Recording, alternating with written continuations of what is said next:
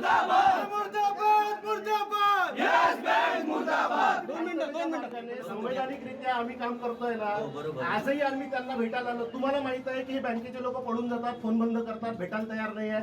ग्राहक हा इथे ग्राहक आहे. हो ना. हा बिचारा गरीब शेतकरी. हो. बरोबर आहे.